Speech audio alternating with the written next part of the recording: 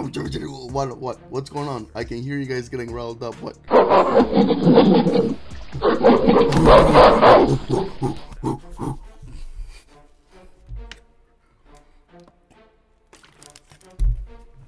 You guys are getting me riled up. You guys get riled up, I get riled up. Because I go to Miami Fest, and I see you guys at the other fest, Kentucky, Louisville, whatever the fuck it was. I don't even know where it was. And I see Vegeta saying Army Boys. Congratulations to everybody topping. I'll give out more shoutouts later. But today I'm going to talk about this leader. Super Saiyan 4 Vegeta. Super Saiyan 4 Vegeta. A couple of things. I'm going to go through the deck. A lot of you guys need help with it. A lot of you guys... I'm also going to be very specific on what the matchups are, right? How is this deck good against every other deck in the meta? Okay, so what are the best decks? Since if you want to play a leader, right, you have to ask yourself, how good? What are the 3 best decks? And there's not 3. I'm just saying, UI Goku, right, the red one. Sin Shenron is really good, the yellow one. Gogeta Xeno, King Piccolo, right? I'm naming some of the best. I may be forgetting Soul Striker, maybe, not really, but like there's a couple of contenders, right, for best decks in the game. How does your deck do against those, right? That's something you have to ask yourself when you're playing this game. So, SS4 Vegeta, I haven't really played him much because every time there's a meta, I'm like, you know what? He has really bad matchups against that. He has really bad matchups against that. But, like, recently, like last set, I was playing Icarus. You know what I mean? So, recently, though, and look, I revealed this leader. This is my baby. Bandai reached out to me, and they made me, I love this leader. Right, so I see people here and there top with it, right? So recently we've had people top with it. It's been there, but in the inner words, in the inner circle of Vegeta Saiyan Army, we've been testing this against some of the best leaders, and here I am today again. I'm gonna tell you how to play around some of the decks you're gonna see in your locals or in big tournaments, and I'm gonna tell you guys the turn by turn of this deck. Okay, so strap in. Super Saiyan 4 Vegeta, obviously when he swings, he's gonna draw a card on either side. On either side, if he deals damage, you get to reveal the top card of your deck. If it's mono blue, you charge it, ramp it, whatever. Now, you awaken at 4 life and you just draw a card, right? When you flip over. On the back side, what he has once he's awakened is if your opponent uses a counter skill, you get to stand up the leader, okay? Now, I want to make something very clear about this leader before I even go into it, right? People think that this is just a ramp leader. It's really not. You only need 1 ramp, which is on turn 1. So if your deck plays a lot of blockers, sure. Now, if you're playing blockers instead of what you're doing on your turn, you're already kind of missing out on that turn. Vegeta sometimes gets advantage over people just by having way more cards than that person. A lot of times, Vegeta has other types of advantage without the ramp. The ramp seems like a secondary thing. Vegeta, one of his greatest advantages is that he can be a dual attack leader on the back that can just go at unisons. You know what I mean? Like, it has a lot of weird advantage that wasn't built into the card but comes naturally to it. Okay, so let's go into the turn by turn, and then at the end again I'm gonna go by each matchup, every matchup since Shenron, everything else, so I tell you about each card. I'm actually going to do it as I go through the deck. So, first card, this is your turn 1. Ultra Instinct Goku's going to have everybody knows about this card, okay?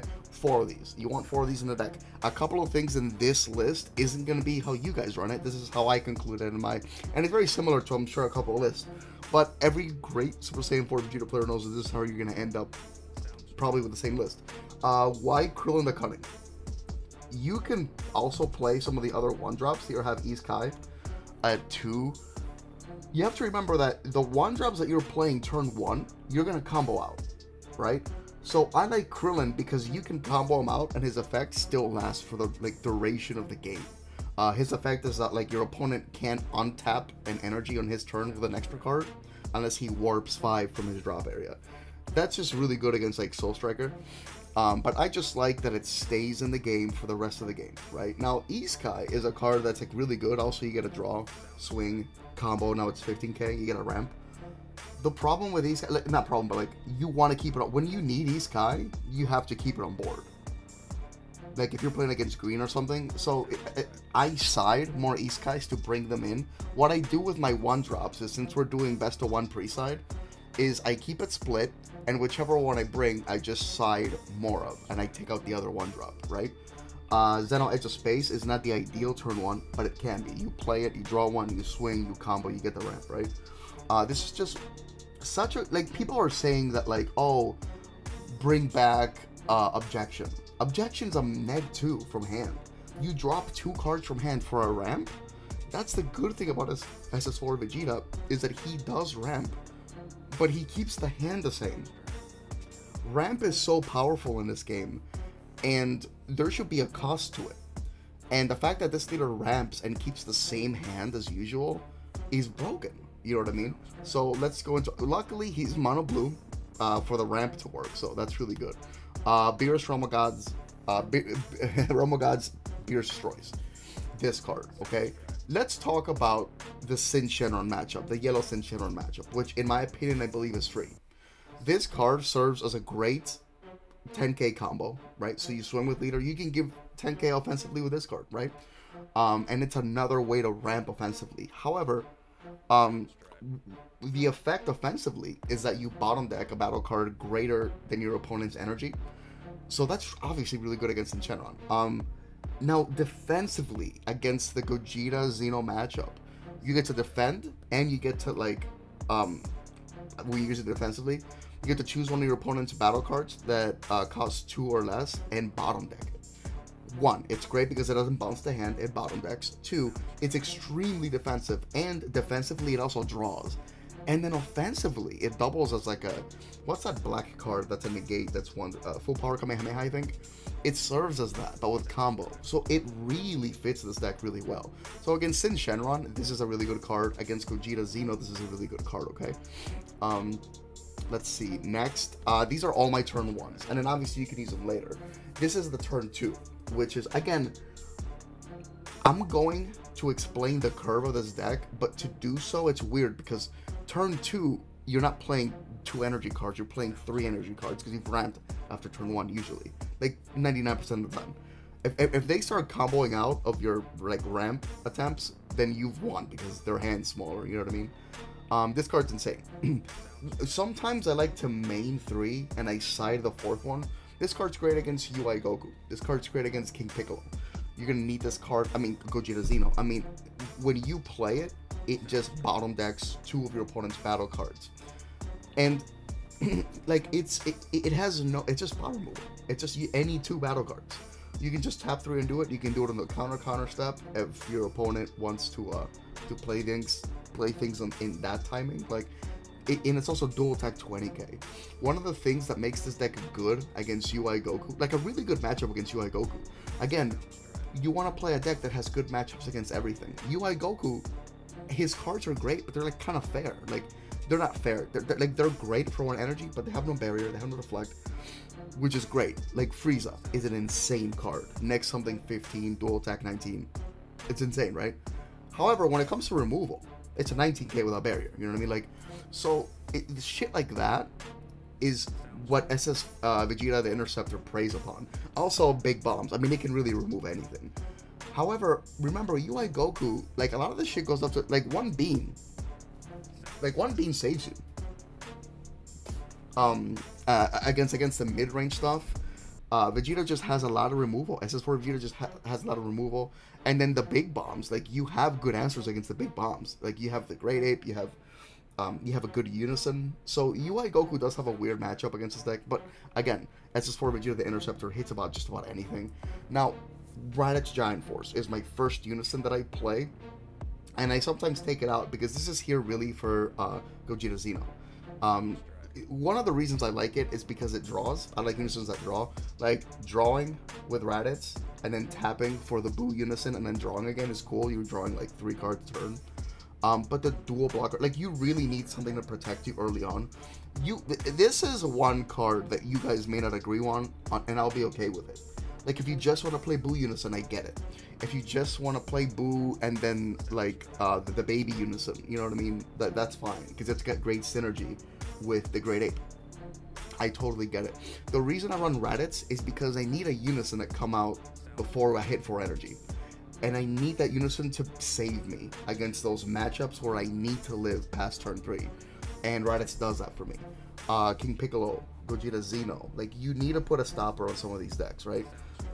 It has dual block. This is really good. And also, obviously, draw 1. The -2 is pretty good. You actually get to bounce one of your opponent's battle cards, and then you switch one of your energy to active mode. I never use -2, but it's there.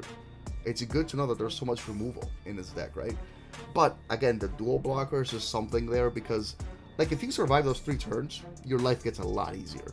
Because then now you have 4 energy to be able to, like, I mean, you can either put Boo on board, and then the games gets really difficult for your opponent. Or you have Ready to Rumble available. Obviously, the Boo at 4 of is just obvious. Like, Majin Boo's is maybe the best unison in the game.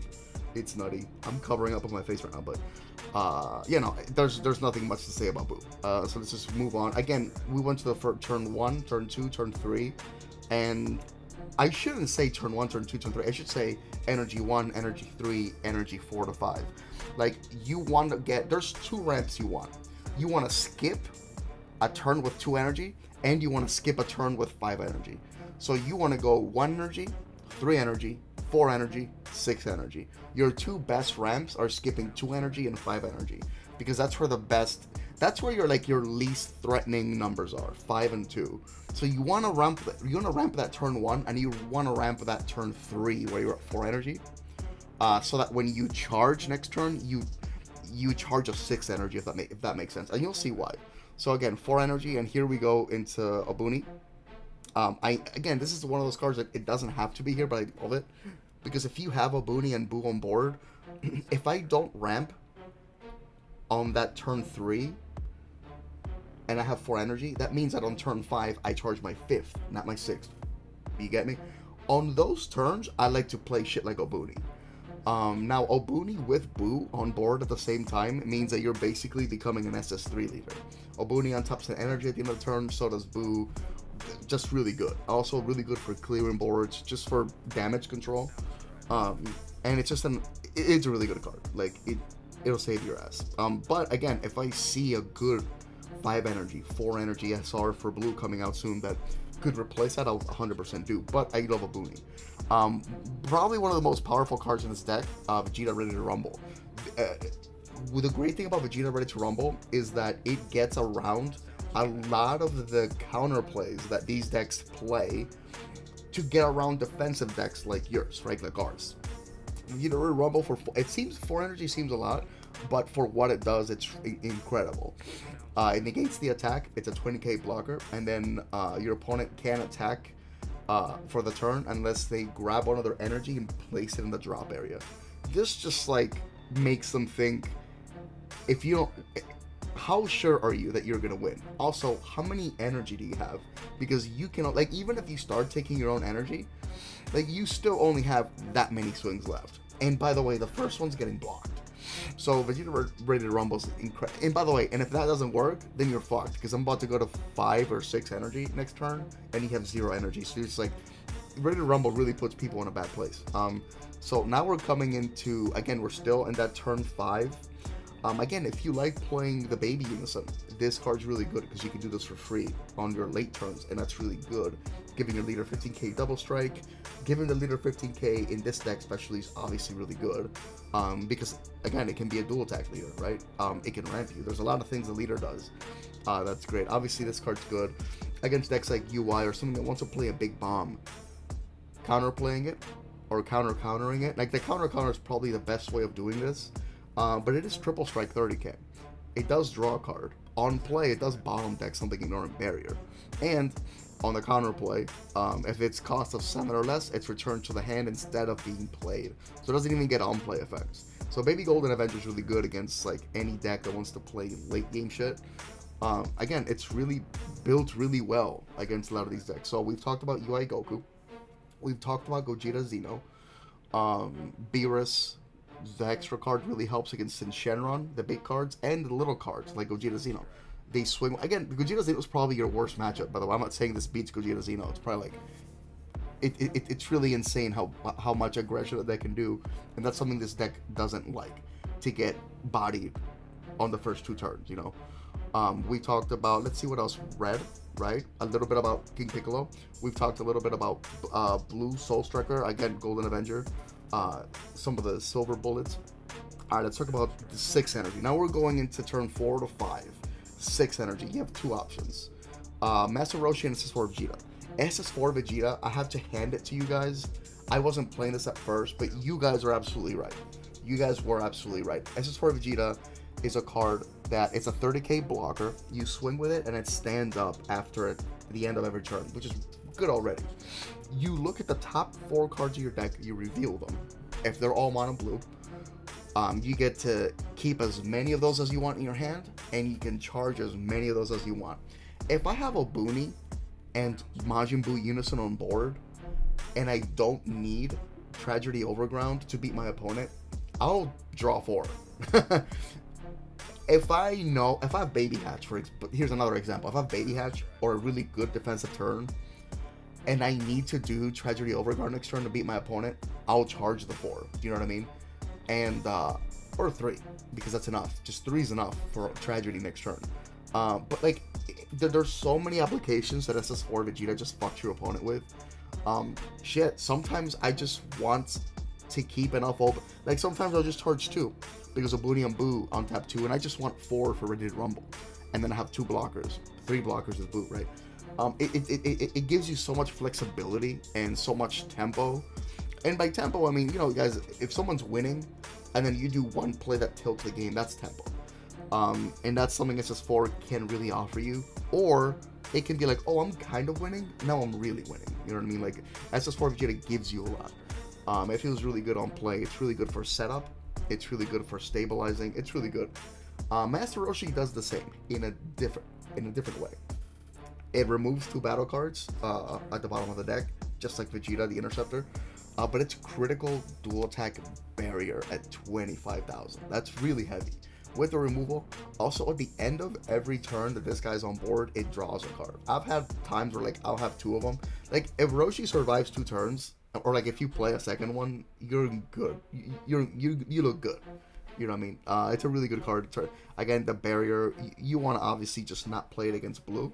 Unless, if you don't have a Unison, then great. But, and then the Vegeta, play it against red, play it against black, play it against... I mean, it really depends what you're playing against and what their board looks like, right? So now we've gotten to the turn 4, turn 5, 6 energy plays. Let's go into the turn 7. And these are your 2 options. 9 out of 10 times you're going to play Kale. Android 17 turning the tide. Obviously, 30k deflect, critical. So, turning the tide, let's talk about Invoker a little bit. Invoker is a deck that... and I wanted to talk to you guys about each deck in a meta that's really good. I'm not saying this beats Invoker. I'm just saying that it probably has a better chance than whatever your friend's playing. Invoker doesn't like Boo Unison. Invoker doesn't like the fact that Android 17 is... Like, this deck, you can keep a really high life if you... And then the cat blows don't really mean much. And you have that ability in this deck, 100%. One thing that this deck can really do to people is... I mean, God Seal is a really strong card against Invoker. And then on the crackback, like, they can announce to play the Apex again, but not if you Android 17 first. Remember, you're ramping a lot. So this deck has a lot of play arounds for Invoker. I'm not saying this is the best deck against Invoker. I'm not saying this is the best matchup against it. I'm not even saying it's really good. I'm just saying a really good player that really knows this deck, that knows Invoker as well, can have a really good matchup against it, right? Okay, so turning the tide. Really hard. People think turning the tide should be dead. They treat it like Gogeta 7 was being treated. Like, oh, you play it, you win. You don't. A good player knows how to play around Android 17. They put their cards on the board. They leave themselves at 4 life. There's a lot of ways to... You have to be a good player to set up... Android 17 is a check, not a checkmate. You need a lot of... Sometimes, when you see that Android 17 is a checkmate, you play it, you win. But that requires a lot of setup. That requires a lot of actually playing. Something that Gogeta 7 didn't offer us. Gogeta 7 was a card that, like, no matter what happened before this turn, when this comes down, you simply win. Android 17 is not that way. You really have to have setup. So sometimes Android 17 is the play, but I'm telling you right now, 9 out of 10 times, Kale is the play, right? So, okay, let's talk about Sin Shenron, the yellow one. Another matchup that's really important. you keep removing their big boys with the realm of gods, Beerus destroys, right? Offensively using that, and then when they play their tap 6 play, you bring in your dirty bursts, you counterplay it, and then on the following turn you have 7 energy. Kale, Rampaging Demon, like that card is so insane. Deflect, double strike. If you have 7 or more energy, choose all of your opponent's battle cards ignoring barrier, place them at the bottom of their owner's decks, and this card gains barrier and dual strike and dual attack. Sorry. The reason this is good is because it's an on-play effect. So against Sin Shenron, it's not like it's wiped. Deflect can get hit, and it's already got double strike, right? Now, on play, you get to choose one of these skills, and you're gonna choose a second one every time. You're gonna ignore barrier, place all those cards at the bottom of the decks, and it's literally barrier, deflect, double strike, dual attack at 30k, and it wipes the board. The card's insane. Against Sin Shenron, I think the matchup can be really free, unless the Sin Shenron is just like the best thing Sin Shenron can do is be very aggressive against this deck, but the traditional Sin Shenron deck is not gonna cut it. So here, let's go into this is our turn 5 to 6 with 7 energy. Tragedy Overground. Tragedy Overground will just win you the game. You just hardcast it at 9. I don't like playing the Samasu Chain. Some people do. I hate it. When you play this card, all of your opponent's battle cards ignoring barrier get placed in your opponent's energy and rest mode. And when your opponent plays a battle card with an energy cost of 4 or more, it is placed in the owner's energy in rest mode instead. Not ignoring barrier, not without barrier, they're just placed there. It's also another counterplay, so it ignores everything. It's just like, you play Tragedy Overground, it's a checkmate, you know what I mean? Like, it's over. And that's your turn 9. We've gone over the curve of this entire deck already. Let's go into the tech. Let's go into some of the defensive cards for Godzilla. Anything less is a mistake. Godzilla's insane. Godzilla is crazy. You want to play 3, you side the other one at least, but you want 4. Godzilla's the best card. It's insane. Heroic Prospect is obvious. It's a negate, and it makes your opponent not swing with tall shit for the rest of the turn. It's really good. Chilled Army, Reinforcement, and D-Magic. Like, Chilled Army is better than D-Magic. I feel like I want to run 4 Chilled Army, but I just don't know about the room. And D-Magic's really good, but it's just like, I don't know. I had it at 4, and I know that's too much. Then I had it at 3, and I was still charging. So I'm trying 2 right now. 3 might be the answer. You guys can fix this however you want to do it. This is just what feels right to me. You know what actually feels right? 4 chilled and 2 D-Magic is actually what feels right. But I had to cut 1 for space. So you guys do whatever you want with that. Sense of being at 4 is obvious. You want Sense of being at 4. And Baby Hatch is obviously the secret rare to play. Let me... Sense of being, again, like defensively, like against a lot of these decks that swing, dual attack, 19k, hint, UI Goku. Being at 20k base is really good. Let me go into the sideboard here, because we have a sideboard. And I want to go... This isn't a definitive sideboard, by the way, but I just want to give you guys some ideas. Intoxicated. I was proud of myself for putting Limelight into this card. Another deck that's really good against this deck, like King Piccolo, is like a good AOD pilot. We have a really good one at our locals, and Intoxicated by Justice really helps because it bottom decks a card ignoring barrier. So yeah, if you grab one of your opponent's 1-drop, fucking, what is it called?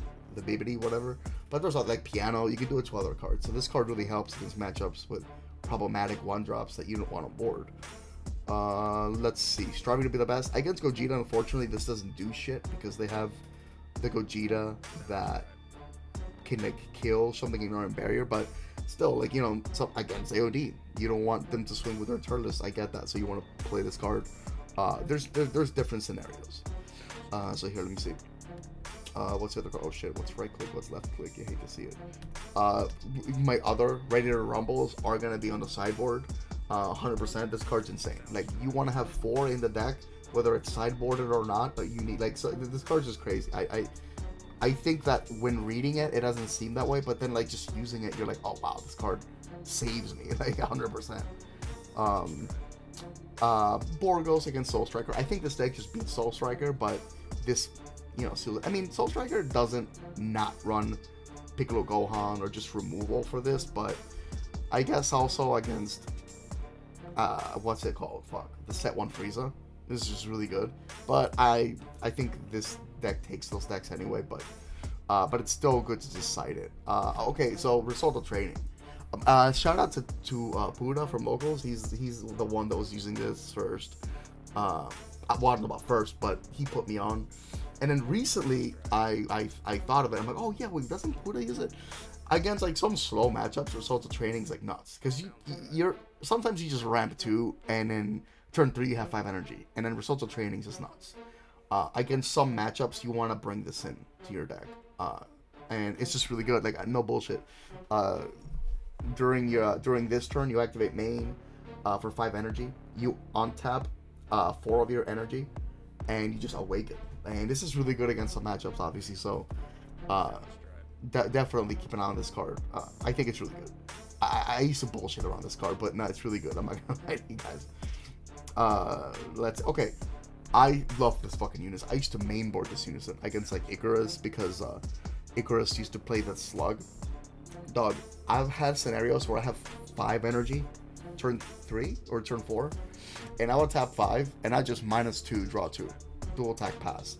And then next turn, I would -2 again. I would swing, -2 again, draw 2, tap 6 to play Boo for 6 and draw. Like, just unison town. That shit was fucking funny. Like, if I don't have the road, like, sometimes, like, I love tapping a lot of energy for unisons in this deck. Like and you guys make fun, like, I mean, the whole tap 4 shit, this deck doesn't care about that shit, bro. Like, but really, you want to play this because -3, you bottom deck 2 cards ignoring barrier.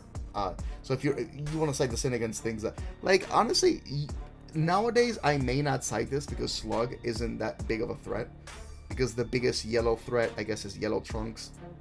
Well, since Shenron is, but I mean, like, that would play Slug, right? It would be Yellow Trunks and AOD. So I guess I'd bring it against AOD, right? You want to get rid of the Bibbidi, you want to get rid of the Slug. Yeah, so again, if your opponent's playing yellow AOD, then you bring in this card. I think this card's crazy. 20k dual. I love this card. I think it's underrated. And Dirty Burst. Dirty Burst is incredible. Again, this is what's gonna win you the Yellow Sin matchup. They tap 6, you Dirty Burst. Next turn you KO. Like, it's not even fair. And then early on, the BRS card, the BRS extra card, just like fucks them in the ass. What else? What the fuck? Okay, so since Shenron, right? We talked about Yoi Goku. We talked about Gogeta Xeno. What the fuck? What's green? Nothing, right? What's yellow?